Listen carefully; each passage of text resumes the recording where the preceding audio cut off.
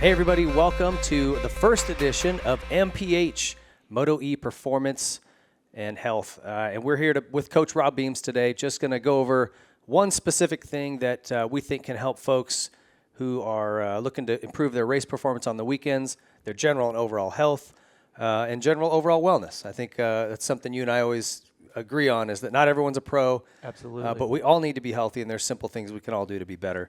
And as it pertains to racing, there was something that originally came up on the Ryan Villapoto show or with RV about confidence versus accomplishment.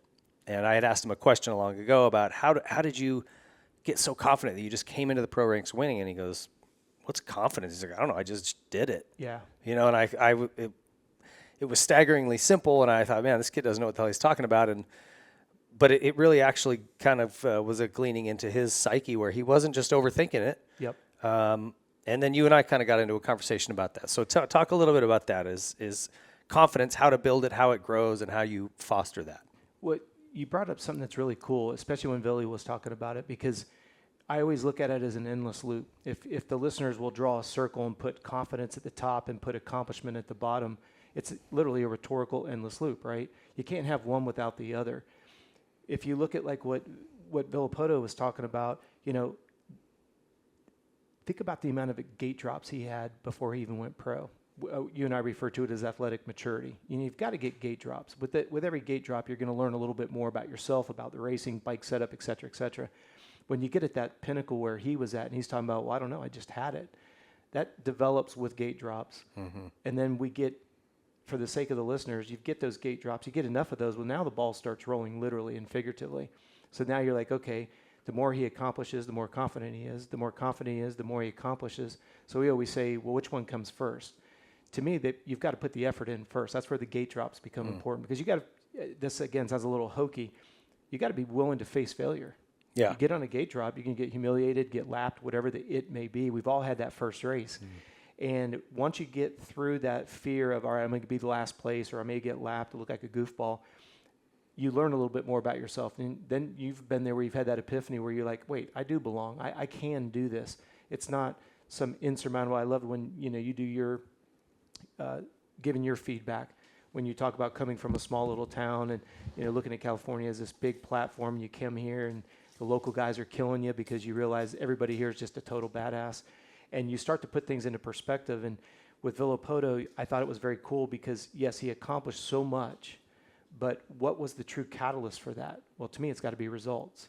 You know, obviously being a human performance specialist, I'm always looking at things quantifiably. You know, I've done some TV shows before, and I was known as the quote that everybody wanted to extrapolate was, I don't live in a world of emotions, I live in a world of zeros and ones. So to me, no matter what kind of a friendship you and I have off and away from the racetrack as friends, my responsibility to serve you as a performance coach is to show you through quantifiable feedback, hey, your heart rate is lower at a faster speed. So for example, if we're doing what we call a critical speed and a threshold of fatigue test, it's not any fancier than that, meaning how fast can you go and how long can you maintain it before you become tired. So if we're looking at that, and you and I are doing a lot of work off the bike, and you see that you can, let's just use an even number, you can hold a 2-minute lap time. And when we first start working together, you could only hold that for 4 laps before you got tired. Tired being measured, you fell off the pace from a 2-minute lap time to 2:01s to 2:03s, and it got worse really quick. That's quantified. Okay. We know what your lap times were. We trained for 4 or 6 weeks. We come back, and all of a sudden, and again, we're not naive. We know track conditions can change, but if as many variables as we can hold constant, now all of a sudden you can maybe go a little faster, 159, maybe even a 158, but you can hold that for 15 laps. Now I built your confidence in what you're doing off the bike is translating to what's on the bike. You're proving it. It's not just feeling, it's actual all about proof. Validating. Yeah. Well, and to tie into that, you know, and you and I had chatted about this a little bit before, but I always looked at confidence from a racer's perspective, 3-pronged. There's the work you're doing off the bike and on the bike, but your general fitness. Yep. How did your preseason stuff go? Do you have a good base built up? You know, can you carry that speed for a while? The second component is your bike. How comfortable are you on it? How is your testing going? Is there anything about it you don't like, or are you like, this bike is 100% dialed? Yep. And then lastly is just your technical riding. Are you good with all your skills? Are you still struggling to turn? You don't like ruts. You can't get through whoops, you know, or is all that coming together And when you leave the track, you're like, bring it on. I can take whatever you're going to throw at me. I'm dialed. I'm comfortable. I'm fit. You can't help but be confident if all of those are at 100%. That's a rare puzzle to put together. And then talking about the quantifiable bit where you're saying, I had mentioned I can go, for me, it was always, I can do 2-minute lap time at Glen Helen. Let's just say, okay, Sure, that's a sure. made up number. But the difference for me was on a bike that's really set up well, I can do a 2-minute lap time comfortably. If it's not set up well, I can still probably do it, but man, I'm all over the place. I'm getting arm pump. I'm wearing out quicker. So trying to find that setting where I was comfortable at my speed, that was the key for confidence for me. That was a big piece of that component. But there's a lot to it. I like your 3 pieces, and I want to go to the third one that you mentioned on the technique. Let's say that you're struggling. I'm just going to use an example. Maybe you're struggling in right-hand turns. So whenever I'm trackside with an athlete, I'm looking at it as a physiologist. I've never been a pro like you or Rhino or any of these great riding coaches that are out there. That's not my wheelhouse. What I look at is if you're working with a Rhino or any of these other riding coaches, and I see that you can't keep your foot out of the rut, first thing I'm going to look at is 2 things. Is there a muscular strength imbalance between the top of the leg, quads, and the bottom hamstring? Or is there a flexibility issue? Every joint in the body, we're looking for what we call anatomical neutral. So when you're standing up, I want your pelvis to be in a neutral position. We could talk about low back pain and the difference between a pain site and a pain source, which we can talk about. But if I see you coming in a right-hand turn and you're not able to keep that foot out of that deep rut, I'm going to do a flexibility and a strength test because it's always the ratio between strength of the quads of the hamstrings, and it's always going to be a ratio of flexibility to the strength in the balance of the quads and the hamstrings. Think about it. I'm trying to bring my boot up, 6-8 pounds on a boot.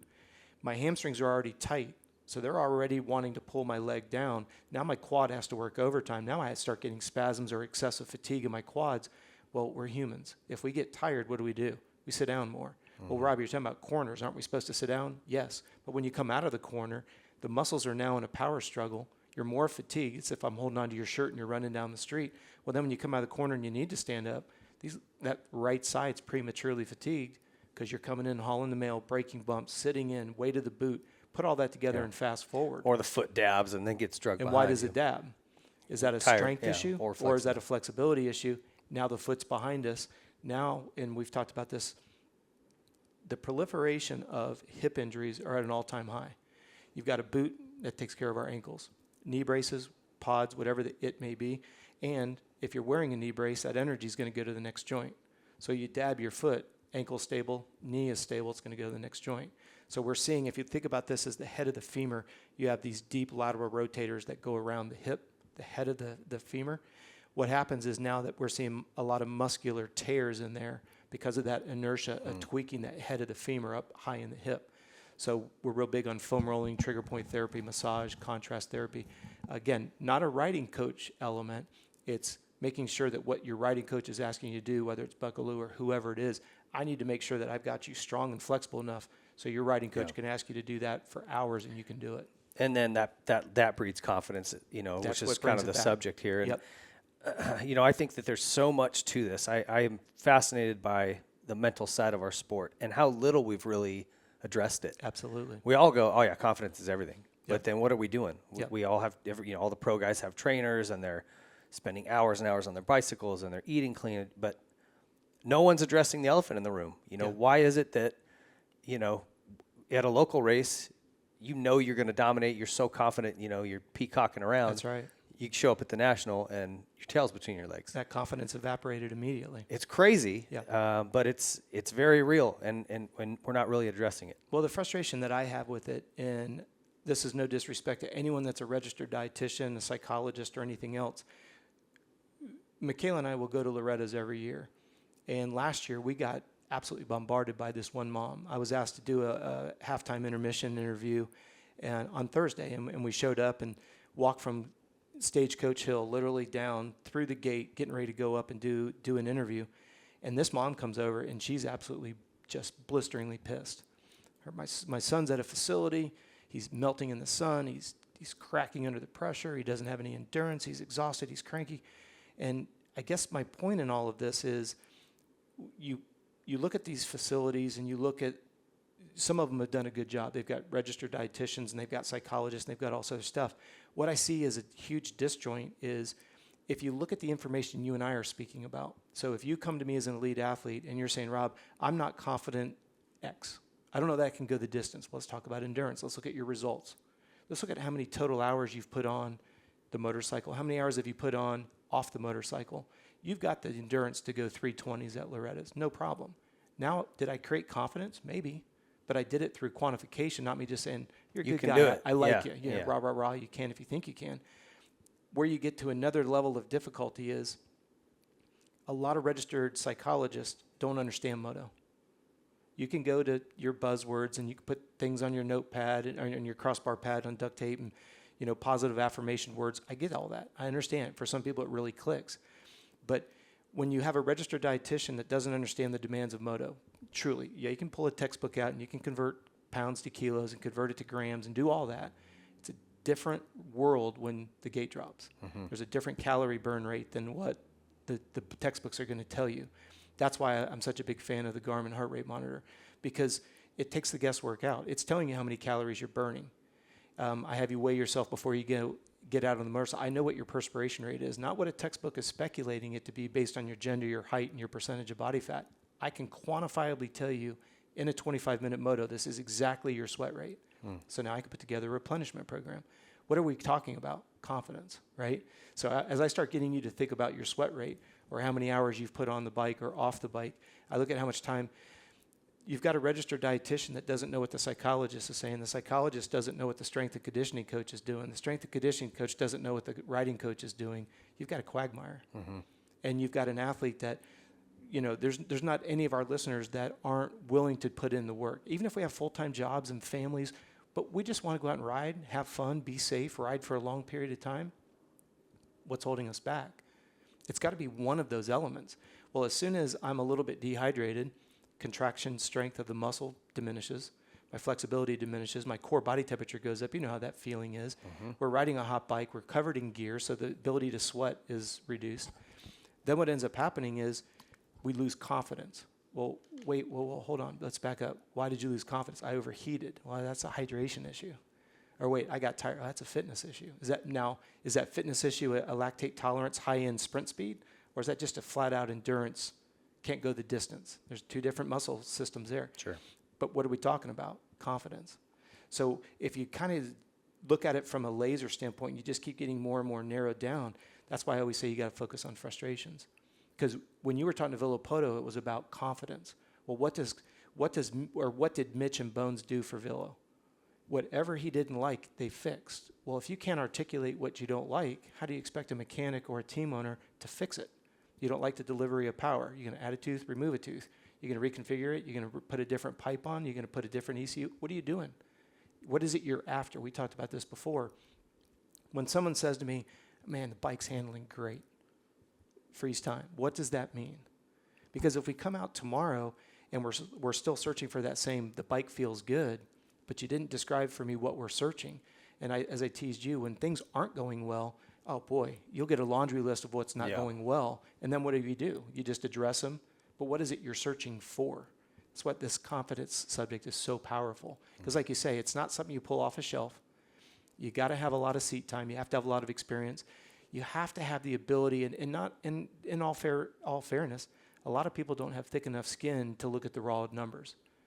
If you're somebody that is just historically a great sprinter and you always throw anchor, it's probably because you don't want to do the endurance work, or vice versa. You're the guy that comes on like a storm at the end of the moto, but your sprint speed, well, you probably don't like to do sprint work. We can get into muscle fiber type A and B and quick twitch and slow twitch and all that. But the point is, what frustrates me is we're talking about the subject of confidence. Our listeners are frustrated because they don't have one or the other.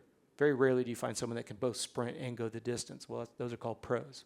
Okay, but for our listeners that are frustrated with, I want to be able to go race Mammoth and be competitive. I want to go to Vet Worlds and be competitive. Well, what's holding you back?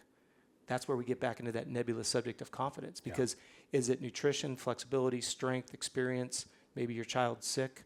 Maybe you just drove 17 hours to get to the race. That's not even a confidence issue. That's a situational issue. Mm-hmm. But that's what we live in. Yeah. Some of us, we run into flat tires on the way to the track, or stuff happens. I mean, we've all been there. Well, and it's just, confidence is so fragile. I've had weekend to weekend where I'll do great one weekend, and then I go my fitness is good, my bike's good, all of those things. I've done my best to take care of them. I go to a different track the next weekend, and I don't feel right. I'm just not jiving with the track. We know you try to make some changes on the bike. You'll hear guys say that all the time. Yep. We made some changes.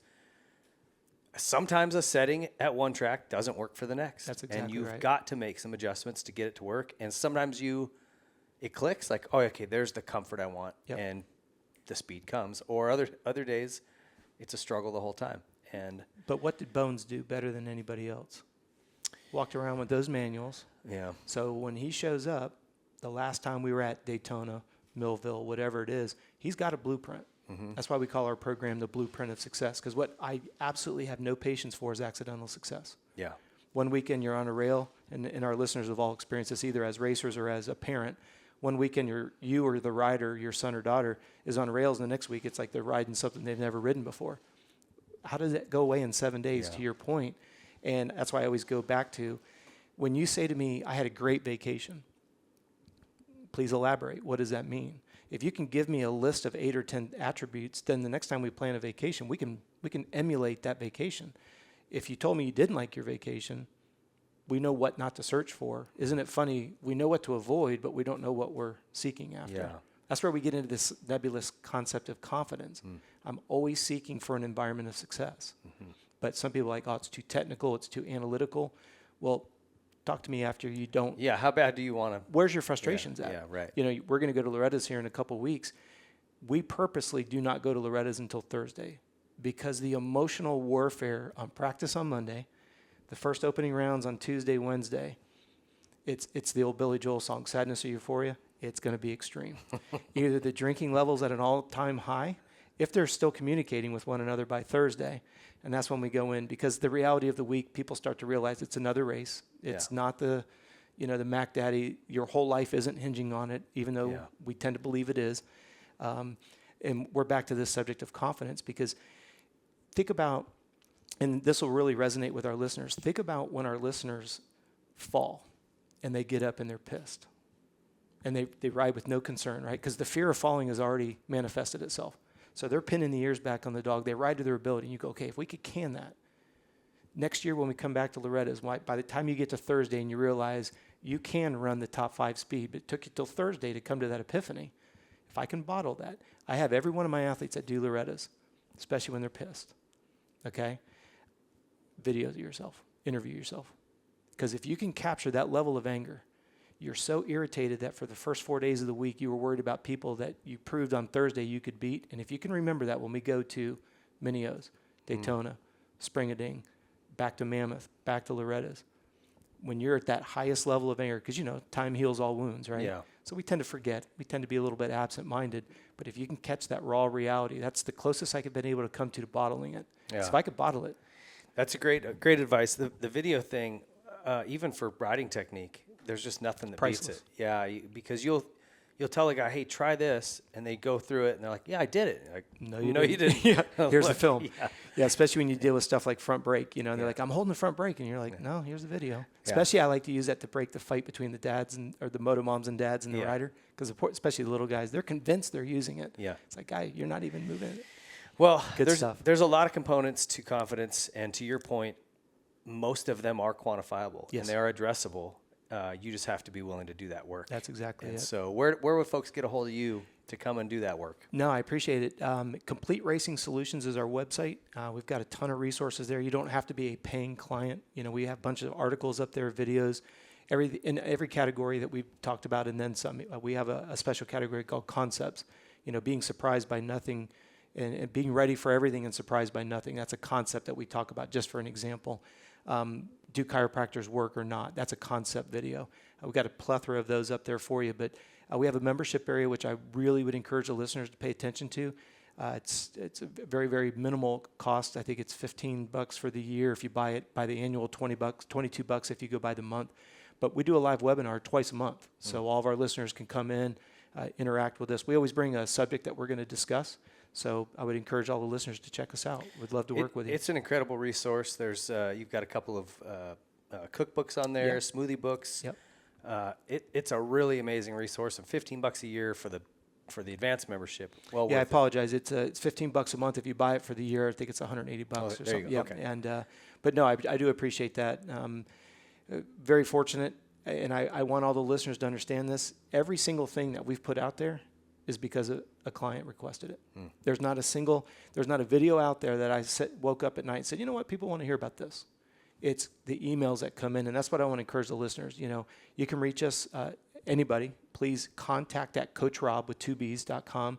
I'll answer any question. It may take me a while to get back to it because I'm not going to let somebody else answer the question, but yeah, hit us up. We'd love to help. Yeah, you're a fantastic resource. I appreciate it. Get over there to CompleteRacingSolutions.com and stay tuned. We've got more MPH videos coming.